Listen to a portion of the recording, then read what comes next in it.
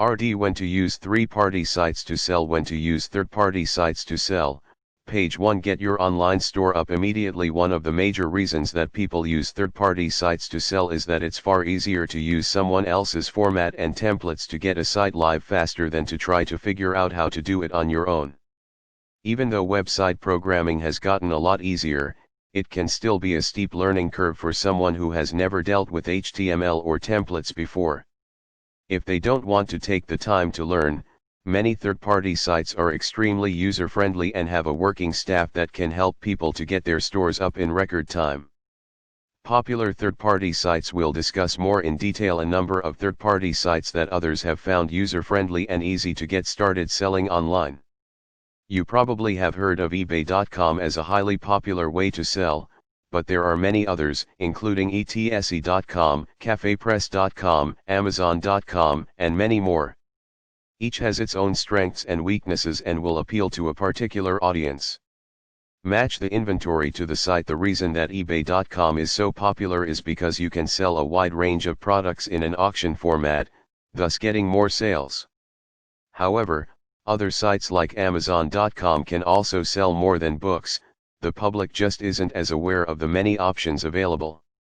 Etsy.com tends to attract artists, while CafePress.com will appeal to people with an idea who don't want to create products as much as market those products that come from their ideas.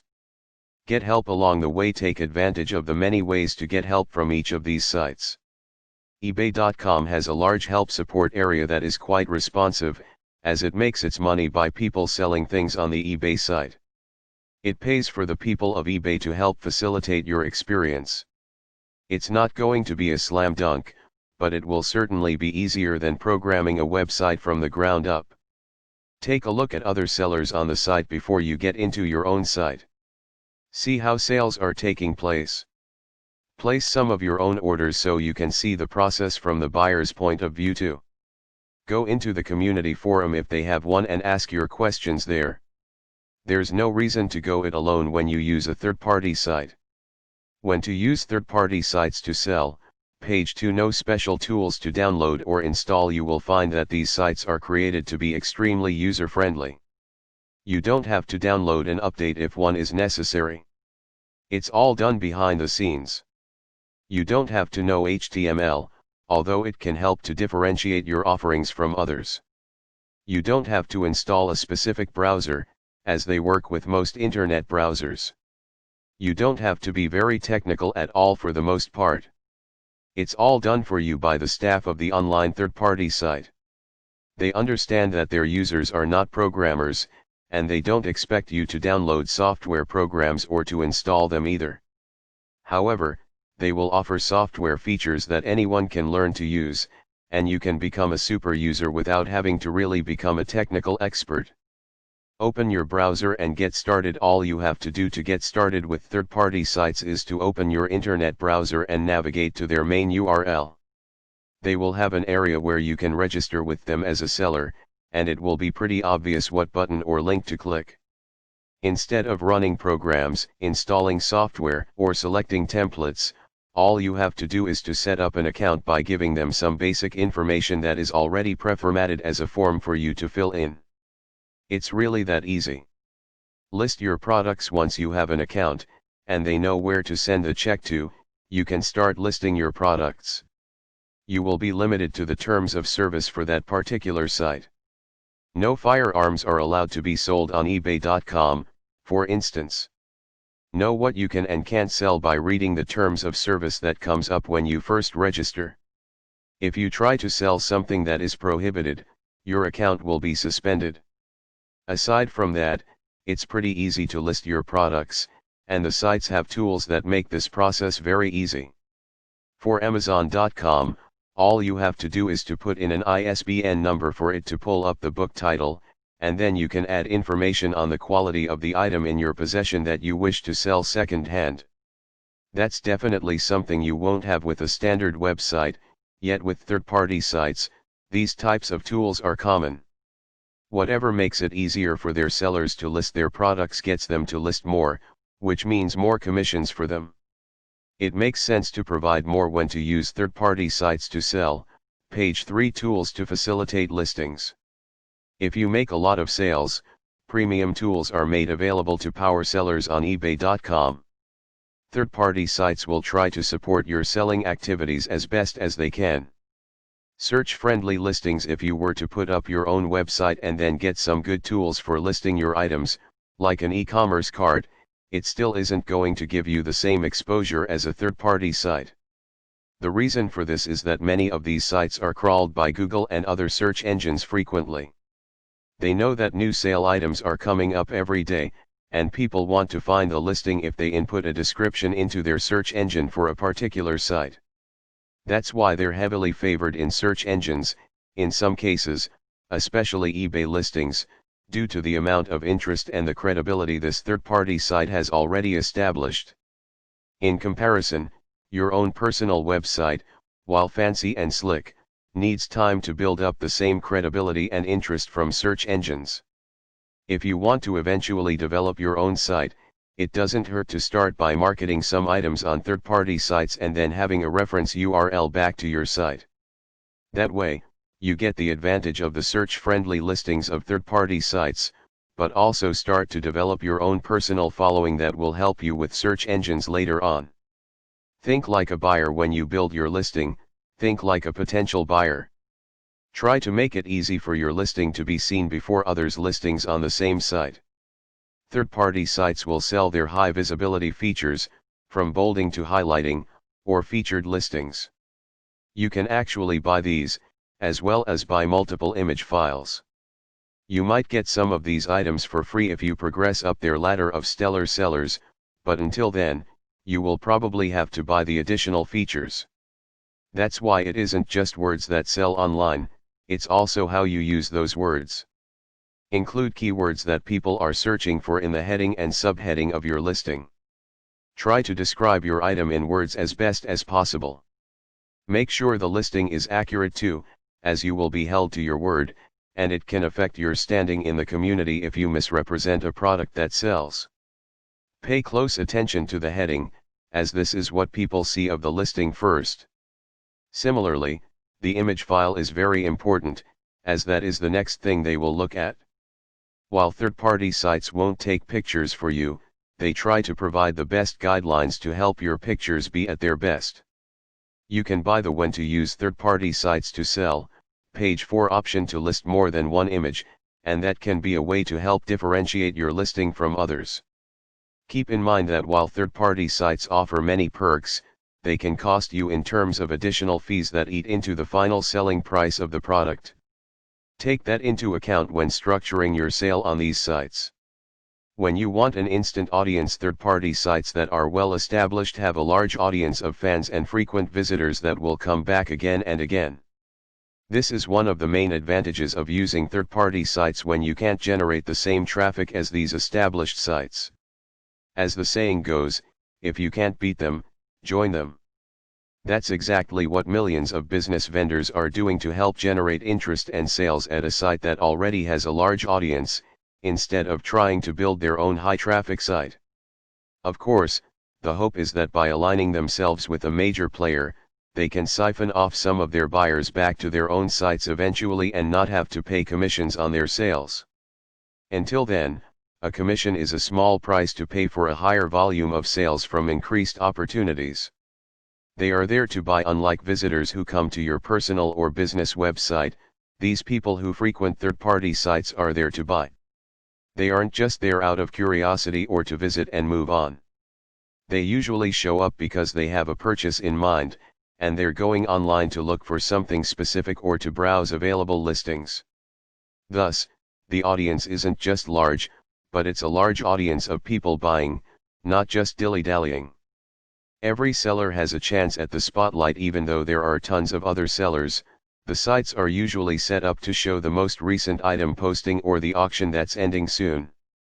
In addition, these sites help their sellers to categorize their offerings by giving them a list of possible categories and subcategories that people coming to the site might want to browse. This helps the seller to showcase his/her items in the right areas where people who show up for those categories will be. That way, they're not competing with car part sellers when they're selling antique dolls. When to use third-party sites to sell. Page 5. Highly organized inventory. The sites themselves are very organized to make it easy for sellers to classify their items and for buyers interested in buying to find them. They have search engines that help people locate specifically what they want, which is why sellers should describe their items carefully. It's not enough to offer a table lamp. Offer a porcelain table lamp with a bird design that features two blue birds. That seems like overkill, but you don't know what a buyer will put in the search engine. If it's bluebird paraphernalia, you want to show up. You're brilliant, just not crafty. Plenty of people assume that to get on these third-party sites, you have to be able to create products with your own two hands or hire a workforce or factory to create them for you. Actually, that's a huge misconception. While there are many success stories of artists and craftspeople selling their products online, there are also less talked about people who sell things that they just imagine without creating a physical product or outsourcing to get it done either. They're just brilliant at turning a phrase or spotting a golden opportunity. CafePress.com. You can set up a store that just puts out promotional materials with witty slogans and catchy phrases using CafePress.com. As long as you aren't infringing on anyone's copyright, you are free to publish whatever you want on an inventory of products like cups, mousepads, and t-shirts. All you do is send the phrase in the font you want, and they will imprint it onto a number of different things that you choose from their inventory of products. They add those products to your store, and all you have to do is to market them to your friends, family, and associates. This is often how people get started with third-party sales, by using them to fundraise for specific organizations. They can create any number of promotional items and have a store set up fairly quickly. Sending out the URL to the organization's membership and parents can be a nice way to create some income for that club. The nice thing is that it costs nothing to join and nothing to create the products, which remain virtual until someone buys one. Then, they are printed out and shipped, with CafePress.com taking a commission off the top and you getting the rest. Cunikey.com and CreateSpace.com. When to use third-party sites to sell. Page 6. Another third-party site that deals with music CDs or ebooks on CD is Cunikey.com. You can set up a free account and transfer your information to their site. You can have people order from them and have it drop shipped directly to the customer for another fee, besides the commission. This is a good site for bands that want to start distributing their music CDs or for clubs that are setting up informational materials that they want to send all over the country. Another great site for authors who want to send out a printed book is CreateSpace.com. You just send them the files, pick a template for a book cover and for the text, and you'll be able to sell your book on Amazon.com directly through CreateSpace.com too. When you want things drop shipped with eBay.com, you have to sell a physical product in the auction section. How it gets to the customer is your issue. There's a lot of trouble involved in selling on third-party sites, especially if demand exceeds your ability to ship things on time. To solve that issue, you have to be careful to see which third-party sites will ship things for you and which won't. When a third-party site ships an item for you in your name, that's called drop shipping. The customer isn't even aware that you don't have a warehouse, don't have any inventory, or didn't even spend time to ship anything to them. It's a seller's dream. Some things lend themselves well to being drop shipped, while other things don't. Original artwork does not lend itself well to being drop shipped, unless you're selling graphic copies and not the original piece. We've already discussed one site where drop shipping is available, Cunikey.com. They will actually put your own branding on the shipped item instead of their own. If you sell through CreateSpace.com, even though you're not actually doing the shipping, it's not technically drop shipping, as they'll put their name on the branding and not your name. Working with two third-party sites. The way that many eBay sellers get around the need to carry a physical inventory to list on the auction site is to hire a third-party drop shipper to handle any orders. They automate orders using autoresponders, while all they have to do is to keep listing items in the dropshipper's inventory. It's a very slick setup, but also one that is well known. You will be competing with many other people who have already figured out how to do this. When to use third-party sites to sell. Page 7. Sell yourself as an eBay expert. If you get really good at attracting attention to your listings and think you want to expand your inventory, why not check out some original offline stores who want to go online? They can be your drop shipper, as they already carry the inventory. You post the listings for a small fee or simply take a commission off of the sold item. You pass along the sale information to the actual manufacturer of these items, and they put your brand on it for the return address. They can keep the branding on the actual piece that is being sold, as you aren't actually representing yourself as the manufacturer of that product, just as a retailer. In this case, you would be working with 2 third-party sites and 1 original manufacturer. As long as you automate orders and have an established way to reconcile the partnership so everyone gets a fair share, it can be a great way to expand without adding shipping. For special sales events, if your baseball team is fundraising, a third-party site can be an ideal way to set up a quick online store without actually having to hire a programmer.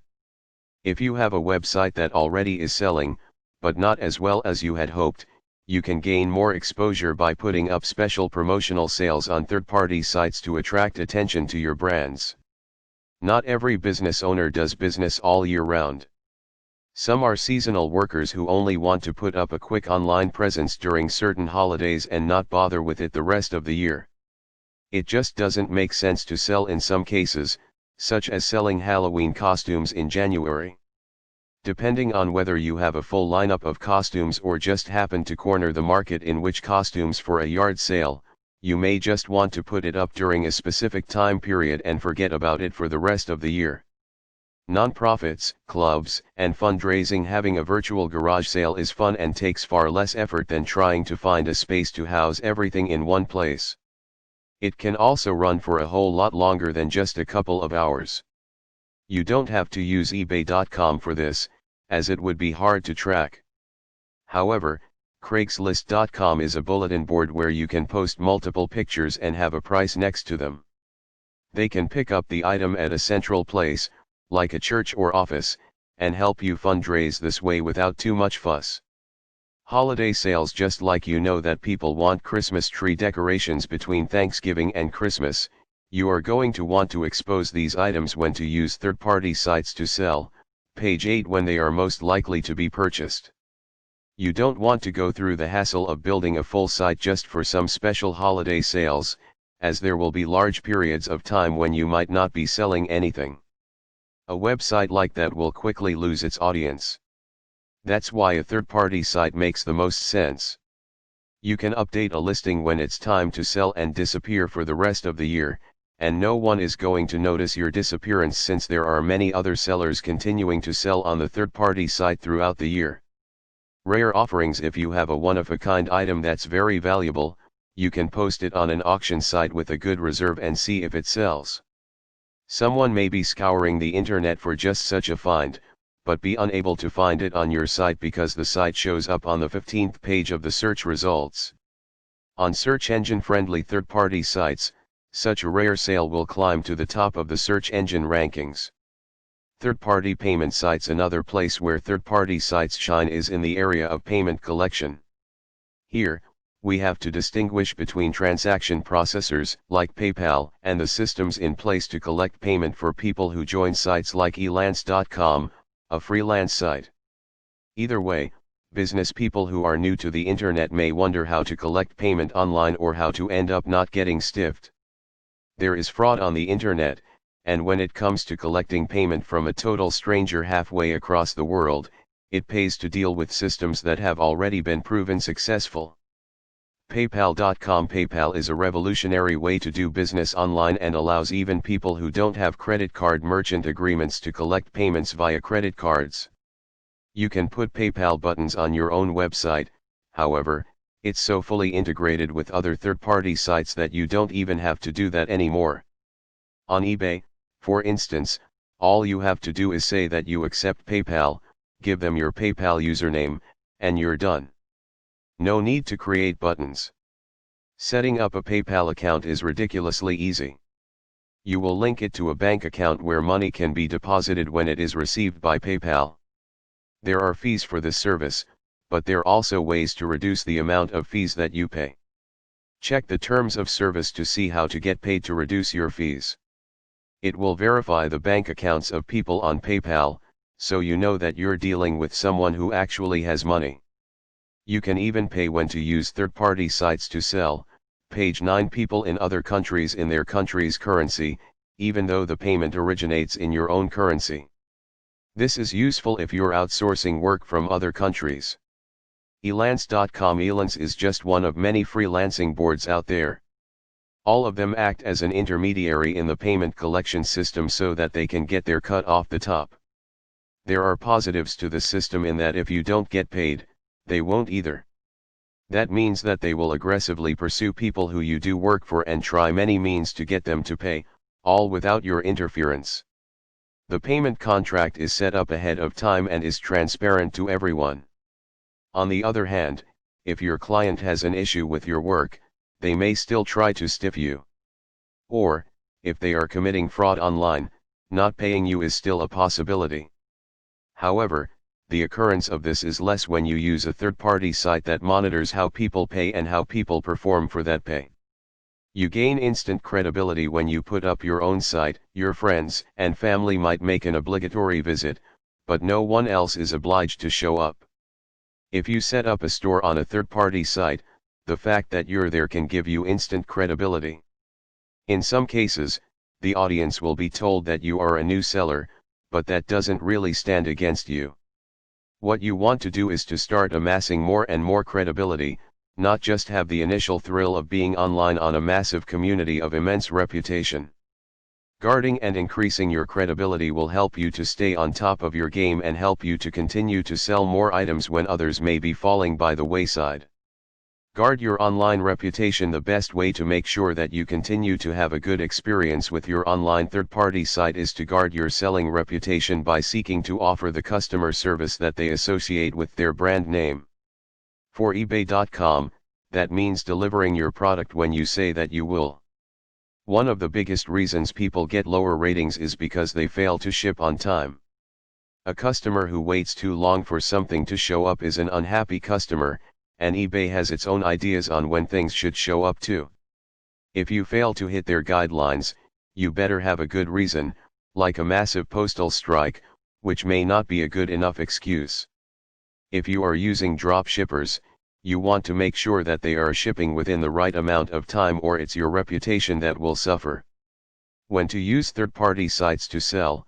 Page 10. Customers that get their items late will dock your feedback, and that will affect your ability to progress into some of the sweeter deals that are offered by third-party sites. They want to make sure that the people they sponsor or promote are the ones that can handle the added sales that will come from such exposure by maintaining excellent customer service standards. Easy to get testimonials. Third-party sites will ask their customers to provide feedback on their buying experience, giving your store the opportunity to amass positive feedback and testimonials without much effort on your part. It can work against you if you fail to live up to their standards, but it also helps to keep you functioning at your best. If you have a personal website, you know how hard it is to try to get a testimonial for your website. It's like begging, and it means that if you have to ask, well, they might not be that enthusiastic. With a system in place that automatically asks for feedback and logs it so that others can view it, it serves the purpose of giving your credibility a big boost, as long as it stays positive. Keep doing what you're doing and take care of complaints to the customer's satisfaction to keep a high feedback score.